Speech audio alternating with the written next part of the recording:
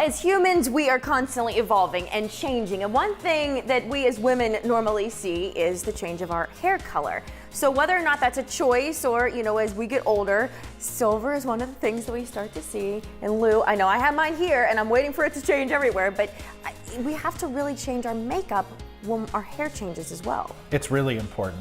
And especially when you decide to let the silver start to come through. For a lot of my clients now over the last 20 years, they get to a point where when you're doing color, the maintenance just becomes too much. So a lot of people are going to their silver and letting go of the color. So that's what we're going to talk about today and trying to pick out the proper colors for when you make that big shade change. Okay, so where do we begin? I guess we're starting with eyeshadow. Yeah, we're going to begin with shadow. And what I want to say about shadow is really important. I'm going to talk to you while I do a little work here. Go ahead. What's really important with the eyeshadow for silver or salt and pepper hair is to stay away from pinks, okay? Real pinks or real big mauve colors will make you look kind of sickly. So what we're actually using today is actually a purple with a little bit of, it's like a lilac. So you don't have to be afraid of purples and things like that, but just stay away from the pinks. So what we're doing is, this is still kind of a neutral color, but it's got a little bit of that purple to it. And we're going in and we're shading the crease area here. And this is also helpful in giving a lift to the eyes. And what's important too is that she can wear this color with any kind of outfit. So the eyeshadow's on, now you're starting with the brows? That's also probably very important. The brows are really, really important. It's really a good idea though to actually start with your eye makeup first. So we did her shadow and the liner and the mascara because what it does is it helps them not look so intense, because if you put the brows just by themselves, it could look like a bit much. So if we take, I'm gonna show you this color here too. What's interesting about this is a lot of women, they hang on to the eyebrow color of the hair color they were had dyeing. before. Yeah.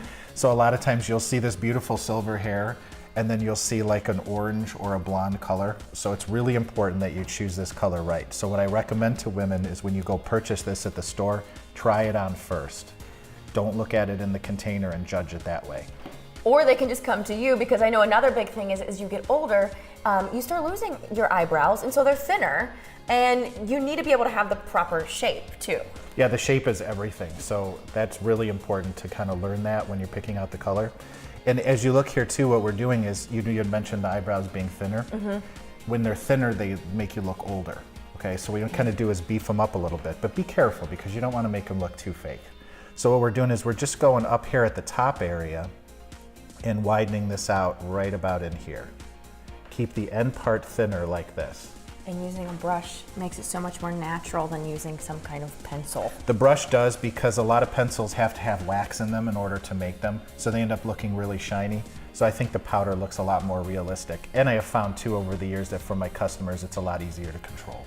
And to really wrap it all up then, the lips. Yeah, the lips are a really important part too, with a silver kind of salt and pepper kind of look. One of the biggest things that I could tell almost everybody that has silver hair is to rock a dark color. Okay. It always wouldn't think, women might not think to do that. No, most women don't. A lot of women are very afraid of dark colors, and there's just something about the hair color with a deep lip that looks awesome. So the big takeaway today, when you're changing your hair color, you need to think about changing your makeup as well. That's a great statement. So it's not just about this particular hair color we're talking about, but hair color change across the board always dictates a change in your makeup.